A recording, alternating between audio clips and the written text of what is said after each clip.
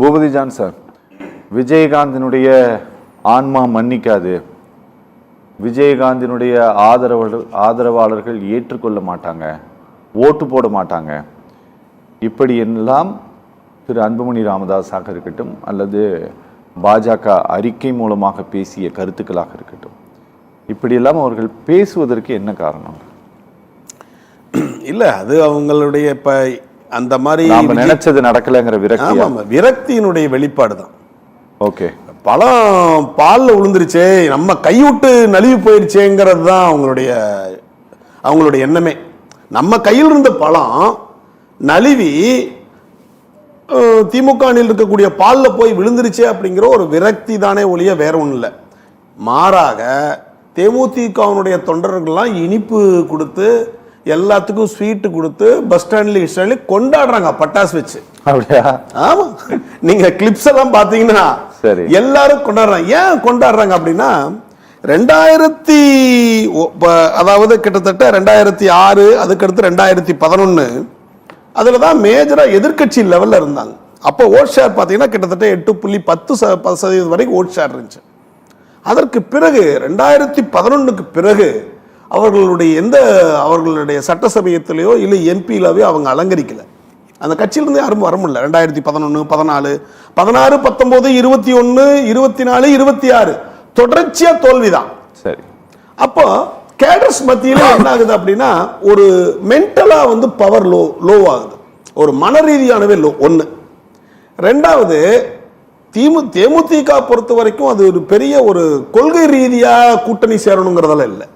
அவங்களுக்கு கொள்கையும் இல்லை, அவங்களுக்கு பெரிய கொள்கை கிடையாது. தேமுதிக கட்சி இருக்கு, ஆட்சியை பிடிக்கணும், ஏதாவது எம்எல்ஏ ஆகணும், எம்பி ஆகணும், மக்களுக்கு நாளை செய்யணும் அப்படிங்கிற ஒரு பரந்ததோட இல்லையா, ஒரு ஆணித்தரமா ஒரு இடதுசாரிகளை போலவோ விசிகாவை போலவோ ஒரு கொள்கை பிடிப்பெல்லாம் கிடையாது.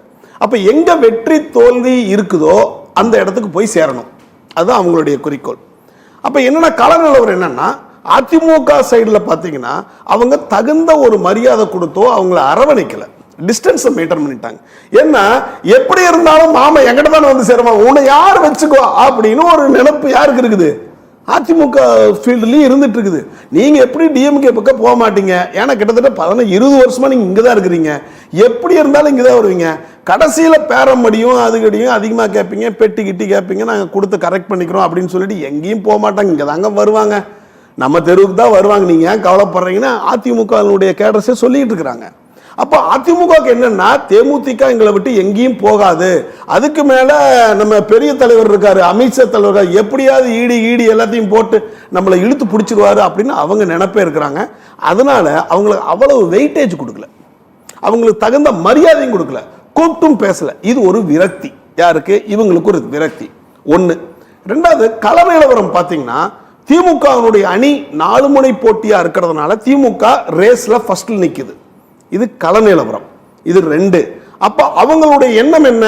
நம்மளுக்கு கோட்பாடும் கிடையாது, ஒண்ணும் கிடையாது, நம்மளுக்கு எங்க வெற்றி வருதோ அங்க போய் சேர்ந்துக்கலாம்ப்பா. அட்லீஸ்ட் 20 சீட்டு 15 சீட்டு கொடுத்து ஒரு எம்எல்ஏ கூட வராம இருக்கிறதுக்கு ஒரு 5 சீட்டு 6 சீட்டு வாங்கி 4 எம்எல்ஏ வந்தா அட்லீஸ்ட் சட்டசபையில போய் நம்ம உட்காரலாம்ப்பா.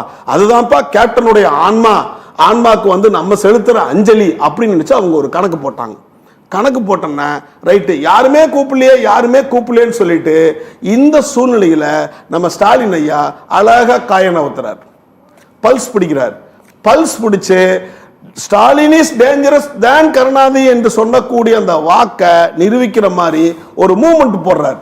மூவ்மெண்ட் போட்டு என்ன பண்றாரு, டக்குன்னு உள்ள இழுத்துறாங்க. சர்ப்ரைஸா முடியுது. ஒரு சிக்ஸர் அங்க அடிச்சாங்க, கரெக்டா 5000 போட்டு மக்களுக்கெல்லாம் 1.3 கோடி பெண்கள் மத்தியில ஒரு ஆச்சரியத்தை கிளப்பினாங்க. அடுத்த சிக்ஸர் இங்க போட்டு பிஜேபி கூட்டணி, பாமக கூட்டணி, அதிமுக கட்சிக்கு ஒரு சர்ப்ரைஸ் கொடுத்தாங்க. அப்ப இந்த மூவ் என்னன்னா ஒரு கிளவரான மூவ் சார். அரசியல்ல பாத்தீங்கன்னா எல்லாமே mental power is more than sir than the physical power. அது ரொம்ப முக்கியம். இப்ப மென்டல் பவர் யாருக்கு இருக்கணும்? நிறைய பேர் இந்த விவாதங்கள்ல அரசியல் தலைவர்கள் நல்ல யூடியூப் எல்லாம் பாத்தீங்கன்னா பேசுவாங்க, மென்டல் பவர் தலைவர்களுக்கு இருக்குன்னு நினைக்கிறாங்க. பட் நாட் இந்த தலைவர் எப்பவுமே பவரா தான் இருப்பான். நம்ம கட்சி ஜெயிக்கணும், நம்ம ஜெயிச்சிருப்பான்னு சொல்லுமா. யாருக்கு தெரியுமா மென்டல் பவர் இருக்கணும்? பொதுமக்களுக்கு இருக்கணும். ஓகே, ஒண்ணு அவனுக்கு மட்டும் இல்ல, மட்டுமல்ல, யாரு கட்சி சார்பாம எந்த ஆட்சி வந்தா நல்லா இருக்கும்னு நினைக்கிறான் பாருங்க, அவனுக்கு ஒரு பவர் வரணும். இந்த கட்சி ஸ்ட்ராங்கா இருப்பா, இதுல போட்ட ஜெயிச்சிருப்பா அப்படின்னு அந்த மன உறுதி எங்க விளையுதோ அந்த கட்சி ஜெயிச்சிரும். அதுதான் அலைங்கிறாங்க. அதைத்தான் வேவ்னு சொல்றாங்க. அதுதான் வந்து சோசியல் இன்ஜினியரிங் சொல்றாங்க. அதைத்தான். அப்ப என்ன அப்படின்னா, ஒரு ஒரு இந்த திமுகங்கிற கூட்டணி கொஞ்சம் கொஞ்சம் இந்த காங்கிரஸோட கொஞ்சம் அரசு புரசலா இருக்குது, கொஞ்சம் ரப் ஆயிட்டு இருக்குது. இந்த சூழ்நிலையில இன்னும் வலு சேர்க்கிற மாதிரி தேமுதிக உள்ள நுழையும் போது மென்டல் பவர் கூடியிருது. யாருக்கு கூடுது அப்படின்னா, ஒண்ணு மக்களுக்கும் கூடுது, இருக்கக்கூடிய கேடர்ஸ்கே கூடுது. யாரு களத்துல வேலை செய்யறான் பாருங்க, அந்த கட்சியினுடைய கேடர், அவன் என்ன பண்ணுவான், டேய் நம்ம ஜெயிச்சிருவோம்டா, பாக்கெட்ல இருந்து 10 ரூபாய் எடுத்து போறவங்க இன்னொரு 100 ரூபாய் எடுத்து போட்டுருவான். ஏன்னா ஜெயிக்குது, ஆட்டத்துல ஜெயிக்கும் போது டக்குன்னு எடுத்து போட்டுருவான், காசு எடுத்து போட்டுருவான், ட்ரேடிங்ல ஆடுற மாதிரி எடுத்து போட்டுருவான், ஏன்னா ஜெயிக்குங்கிறதுனால. அதே மாதிரி பிசிக்கலாவும் ஸ்ட்ரென்த்தா இருப்பான். கொஞ்சம் சோர்வா இருந்தாலும், இல்லப்பா ஒரு மாசம் நான் விளையாடுறேன்ப்பா, அப்புறமே ரெஸ்ட் எடுத்துக்கிறேன்னு சொல்லுவான். அப்போ பிசிக்கல் ஸ்ட்ரென்த் வந்துருது, மென்டல் ஸ்ட்ரென்த் வந்துருது, பவர் கூடிருது. அந்த பவர் என்ன ஆகுது, ஒரு பாசிட்டிவ் வைப்ரேஷனை கிரியேட் பண்ணுது. பாசிட்டிவ் வைப்ரேஷன் கிரியேட் பண்ணும்போது வின்னிங்க்கு போயிருது. அப்ப இந்த இதை வந்து ஸ்ட்ரைக் வந்து என்ன பண்ணிக்கிறாங்க, திமுக கைப்பற்றிக்கிச்சு. தேமுதிக என்ன பண்ணுது, அது என்ன நினைச்சிருது, இந்த கூட்டணி ஜெயிச்சிடலாம் அப்படின்னு என்ன வலுவாயிருச்சு. தொண்டர்களும் அதுக்கு சப்போர்ட் பண்ணிட்டாங்க. இல்லம்மா இவ்வளவு காலம் பார்த்துட்டோம், இல்ல கள நிலவரத்தில் இதுதான் சொல்றாங்க, நம்ம இங்க போயிருவோம், அங்க போயிட்டு அட்லீஸ்ட் ஒரு 4 எம்எல்ஏ வாங்கி வந்துடலாமா அப்படின்னு சொல்றாங்க. இதுக்கிடையில திமுகவும் கொஞ்சம் வெயிட்டான பார்ட்டி தான், நிறைய பெட்டி கூட கொடுப்பாங்க, அதுல ஒன்றும் டவுட் கிடையாது, பெட்டியும் வாங்கிக்குவாங்க. அதுவும் நல்ல செலவுக்கு தான் செலவுக்கு கொடுப்பாங்க, தேர்தல் செலவு, அந்த செலவுக்குலாம் வாங்கிப்பாங்க. அப்போ இந்த சூழ்நிலையில திமுக அட்வான்டேஜ் 0.4% இருந்தால் கூட கிட்டத்தட்ட 30-40 தொகுதிகளை தீர்மானிக்குது. ஏன்னா கடந்த எலெக்ஷன்ல பாத்தீங்கன்னா கிட்டத்தட்ட 30 தொகுதிகள் 5000 ஓட்டுக்கு கீழே டிஃபரன்ஸ்லயே தோல்வி கண்டது திமுக. 5000 ஓட்டுகள் இதுல வந்து அதிமுக கூட்டணி வெற்றி கண்டுச்சு. ஆக கிட்டத்தட்ட 30-40 தொகுதிகள் தீர்மானிக்கக்கூடிய தொகுதிகளாக இருக்கு. அப்ப அந்த களத்துல பார்த்தோம்னா திமுக கூட்டணியில் சேர்ந்தது அது ஒரு வலுதான். அது வந்து காம்ப்ளிமெண்டரி ஃபார் ஈச் அதர்னு சொல்ற மாதிரி ஒருவருக்கு ஒருவர் வலுவா இருக்கிறது.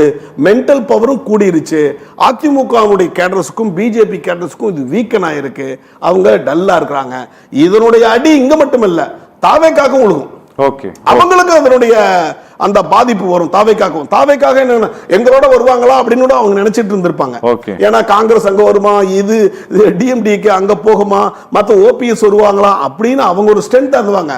அதுவும் அங்க ஒரு அடிதான், இது ஒரு மாஸ்டர் மூவ் தான்.